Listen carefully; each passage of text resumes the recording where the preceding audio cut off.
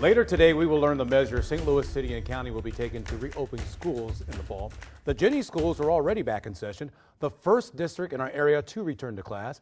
And joining us now live to discuss the process of getting students back in class is Jennings Superintendent Dr. Art McCoy. Good morning, Doctor.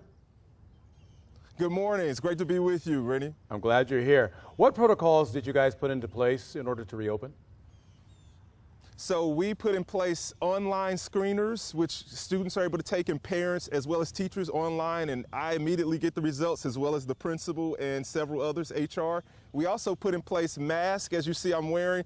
We have 10,000 of them that was given to us from St. Louis County, and we gave out about 6,000 to the parents, and we have about 4,000 left for students and staff. We also have in place, of course, as you see, eye shields and other precautions of PPE that individuals may need, like disposable gowns for our nurses and more. But ultimately, it's going to be about physical distancing of 30 square feet per person, at least 6 square feet of distance from a person, like I'm 10 feet away from the person, the cameraman in front of me, and then separate from physical distancing, making sure you have small class sizes, because you don't want to have crowded spaces. You don't want to have close contact with individuals, and you don't want to have closed areas where there's poor ventilation. So you want to have windows open, you want to have people going outside to learn, and more. So we've put all those things in place, including grab-and-go breakfast and lunch. So we have been equipped, and this is our third week in school, and students are healthy and fine.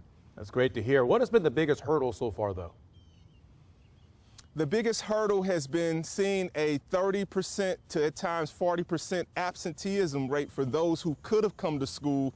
You have 30 to 50% who may not come because they've been around someone, close contact with someone that had COVID, positive contact. The second thing is because of fear, and appropriately so, of being wise, of seeing uptakes and upticks in the community. So they stay away because they want to stay safe. And then lastly, if you have a symptom and you have to keep everyone inside school safe, you place them into an isolation care room, and then you ultimately send them home into their symptom-free for at least 48 hours or the entire 14 days. So those have been the issues that cause for up to 50% absenteeism. So I think schools are going to see a lot fewer kids than they even say may come physically to school in person.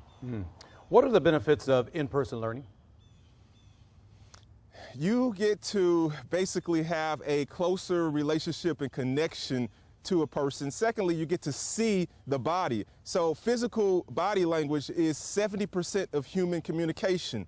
And so when you are in person, you get the 70% versus the 10% from words. And so you get to have that in-person understanding of what the child is physically experiencing and physically saying, but it also builds relationship, and it changes behavior when you're in close proximity to someone who has the appropriate behavior or a wiser behavior, expertise behavior. If you're doing some physical work like in a shop class or in a computer class, let's say where you're watching someone do IT, physical networking. So those are the advantages. You get to see, and seeing is learning and doing.